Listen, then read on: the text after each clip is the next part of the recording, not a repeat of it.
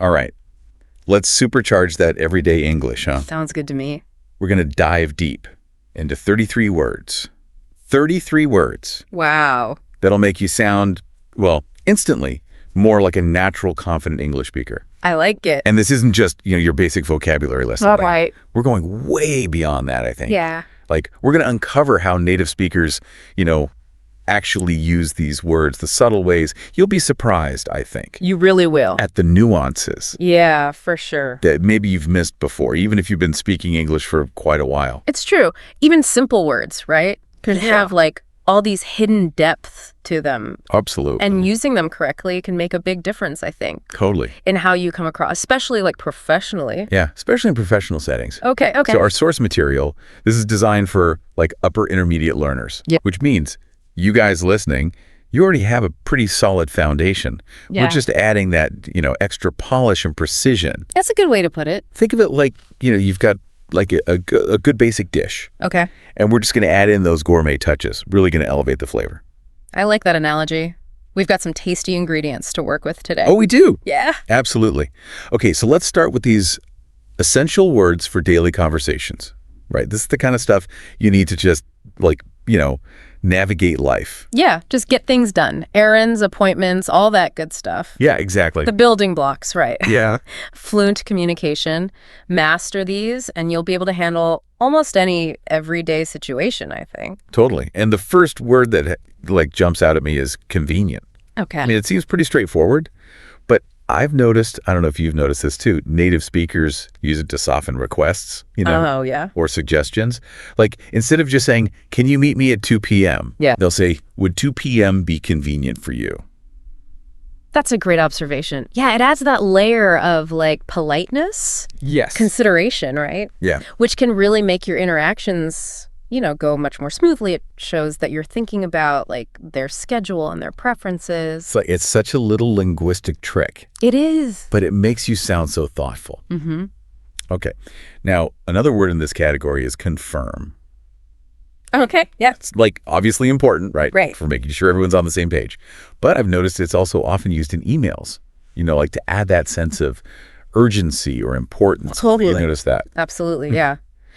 Just adding a simple phrase please confirm your attendance. It can subtly nudge someone to respond quickly. Yes. Right? And it shows that you're taking the matter seriously. Yeah. And you expect them to do the same. Right. It's almost like a gentle reminder disguised as a polite request. That's good stuff. Okay, let's shift gears a little bit to the workplace. Workplace and business vocabulary. You love to see it. I mean, you got to love it, right? Well, they might not always spark joy, Yeah, that's true. these words, but they're definitely essential for, succeeding in a professional environment. They really are. And one word that always makes people cringe a little bit is deadline. Okay. But, think about how native speakers use it, though. It's not always this harsh, immovable wall, You're right. It's not always a hard stop. Right. Yeah. They often soften it by using, phrases like let's aim for, or ideally we'd like to have this by. Right. It frames the deadline as a shared goal rather than a command. Exactly. So it's not just about meeting the deadline. Mm-hmm. It's about how you communicate it, the tone. Exactly. Yeah. And another word in this category I find fascinating is prioritize. Oh, yeah. Real power word, I think. It is. Because it shows that you're in control of your workload, right? Yeah. It's like saying, I've got a lot on my plate, Yeah. but I know what's most important. Yeah. And it can be a great way to, push back politely if someone is asking you to take on too much, right? You could say, I need to prioritize my current tasks, but I can take a look at that next week. Okay. That's a good move. I like that. Mm-hmm. I'm going to try that one. All right. So let's talk about something a little bit less stressful, maybe. Shopping and money vocabulary. Okay. I like it. I got to admit, I do love browsing online stores and comparing Oh, prices. who doesn't? Who doesn't enjoy a good bargain hunt? Right. Yeah. But even when you're dealing with money, there are subtle ways to use language that can make you a more informed and confident consumer. I think so too. For example, I've noticed that native speakers use purchase a lot Yeah. when they want to sound more deliberate, Oh. intentional about their spending. It's not just buying something, it's making a considered choice.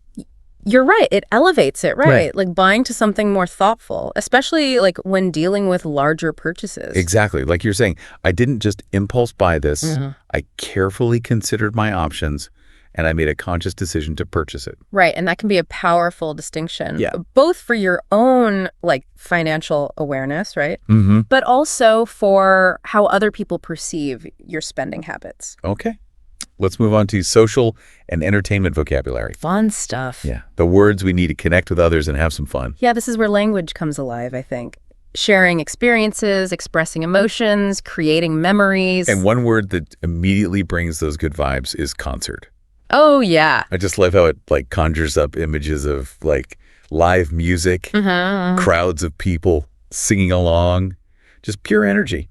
It really does. It encapsulates like a whole sensory experience, right? Like, and notice how native speakers use like all these vivid adjectives, right, to describe concerts. Like unforgettable, you know? Yes. Electrifying, soul-stirring, like they're painting a picture with their words. They really are. It's like they're inviting you to relive the experience with them. Now, another word in this category that's like super versatile is host. Okay, yeah. I mean, we already talked about how it can be used to like subtly encourage action, Right. right? But it also has that like more literal meaning of someone who welcomes and entertains guests. It does, and it's interesting how that concept of hospitality extends beyond just like social gatherings, right? Yeah. Like you can host a website, host a radio show. It's all about, you know, providing a platform, a space for others. So it's not just about throwing a party, right? Right. It's about creating that experience, the sense of welcome, Yeah. no matter the context. That's what makes this word so powerful, right? It captures like the essence of generosity Yes. and connection. Okay, before we jump into the next set of words, I kind of want to pause and reflect for a second. Okay. What's like standing out to you so far? Any words you're particularly like excited to try out using in your own conversations? I think for me, I'm really intrigued by how native speakers use, you know, convenient and confirm to like subtly influence interactions, right? Yes. It's a good reminder that even like seemingly simple words can be used strategically to get a specific outcome. 100%. I'm already thinking about how I can weave those into like my emails, Yeah. my conversations. Yeah, and don't forget about like prioritize. Oh, yeah. Right. That's a good one. Such a powerful word for like setting boundaries, It is. managing expectations, both in like professional and personal settings. Absolutely. It's like a magic word for staying in control of your time and energy. All right. Are you ready to explore some more? I am. I'm excited. I'm eager to see what other like linguistic gems we uncover here. I think we're going to find some good ones. Me too. All right, so Yeah. let's keep this vocabulary train rolling. Let's do it. I feel like, Yeah, my English muscles are getting stronger already. for sure. What's next on our list? Well, let's delve into a word that's, you know, essential for those moments when Yeah. plans change. Yeah. You know, the inevitable cancel. Oh, yeah. Cancel? Yeah, it might not be the most Right. pleasant word to utter, No. but mastering its nuances, I think, can save you from some awkward situations. Oh, tell me about it. Yeah. I've had my fair share of last-minute cancellations. Oh, sure. And I think knowing how to like communicate those clearly Yeah. and politely Right. is key. It really is. And it's not just about saying, I can't make it, Yeah, right? right. Native speakers will often use phrases like, something came up, or Right. I have to reschedule, Yeah. which, just sound less abrupt. Yes. And they offer like a sense of explanation. Right. Without going into like unnecessary detail. It's like, you're being direct, Yeah. but also considerate. Exactly. It's all about striking that balance. And Yeah. that brings us to another essential word, Flip. feedback. Oh, yeah. We all receive feedback, whether we Yeah. seek it out or not. Sure. And I think knowing how to use this word effectively can make all the difference Yeah. in our personal and professional growth. Yeah, I totally agree with that. Yeah. Feedback can be a powerful tool, It is, for learning and improvement, but it can also be kind of tricky to navigate. You know what I mean? for sure. I've noticed that native speakers often soften the blow Yeah. of constructive criticism Uh-huh. by framing it as observations or suggestions Exactly. rather than like, Yeah. outright judgments. Right. So instead of saying, you should have done this or you did this wrong, Right. they might say something like, I noticed that. Yeah. Or have you considered? Right. Yeah. Creates a much more collaborative, Yes. a less confrontational tone. It's like you're part of the solution instead of being the problem. Exactly. Okay, let's shift gears to something a little lighter. Yeah. Entertainment. Fun. I mean, this word just encompasses so many things that we enjoy. It does, and it's a word that often comes with this sense of excitement and anticipation, right? Like native speakers will use phrases like, I can't wait to, or I'm really looking forward to when they talk about entertainment. Hopefully. Which I think adds to that feeling of eagerness. Like they're already experiencing the joy even before it's happened. Exactly. And speaking of excitement, let's talk about bargains. All right. Who doesn't love a good bargain? Bargain hunting. Yeah. It's practically a sport for some people. It is. And native speakers have like this whole arsenal of vocabulary for describing their amazing finds, right? Mm-hmm. So they might say something is a steal, a great value, or worth every penny. Oh, I love that. Yeah. It's like they're giving you permission to like indulge without feeling guilty. Yeah, exactly. Now, on the flip side of bargains, there's the reality of expenses. Right. That's true. And this is where the words expensive and affordable come in. Yeah. It's not just about stating facts. It's about expressing opinions, for sure, preferences, right? Yeah. Native speakers might say something like overpriced or a bit steep or reasonably priced, depending on the speaker. So it's not just about the price tag. It's about how that price makes you feel and how you want others to perceive it. Exactly. Using language to convey your personal value system when it comes to spending. Love that. Okay, before we wrap up this section, let's tackle a word that's super essential for any consumer. Refund. Oh, yes. Refund. Ah, yes. The magic word. Right. That can save the day when a purchase goes wrong. Totally. But I've noticed native speakers often approach refund requests with a certain level of diplomacy. Diplomacy, yes. Like they're not just demanding. Right. They're very tactful about it. That they might start by, expressing understanding, acknowledging the inconvenience before actually stating their request. So, phrases like, I understand this is probably not your fault, but, or I'm really disappointed with this purchase and I was hoping, things like that can go a long way in getting a positive response. It's like you're appealing to their sense of fairness and customer service. Exactly. And not just demanding a refund outright. I love that. We've covered a lot of ground here. We have. It's amazing how much depth and nuance there is to even the most everyday words. It's true. And I think the key takeaway is that language is so much more than just, communication. Yeah.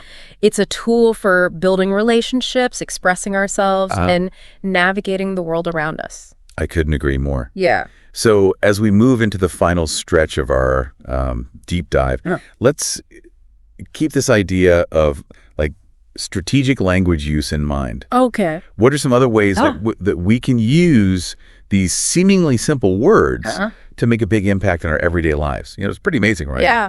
How we can unlock a whole new level of communication. It's true. Just by fine-tuning our word choices. It is, yeah. And we've been talking about these 33 essential English words. Yeah. And I'm already starting to see them in a new light. It's not just about knowing the definitions. Right. It's about understanding the subtle ways native speakers use them to create these very intentional specific effects. Yeah. It's like having, a secret code book. It is, for navigating these everyday conversations, workplace interactions, even those tricky moments when you need to, cancel plans or request a refund. Absolutely. Right?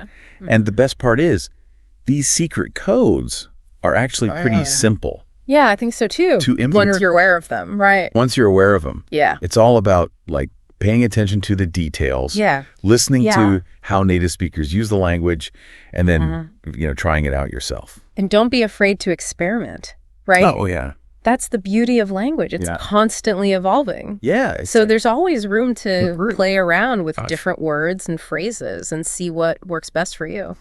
That's such a good point. It's learning a new dance move. Oh, yeah. You might feel a bit awkward at first. Yeah, for sure. But the more you practice it, the smoother and more natural it becomes. Exactly. And just dancing, the key is to have fun with it. Yes. Don't get too bogged down in the rules. Right. Don't worry about making mistakes. Yeah. Just, the most important thing is to communicate Yeah. effectively and connect with others. I love that. And that brings me to a little challenge Okay. I want to give to our listeners. Right. Now that we've explored these 73 words, Yeah.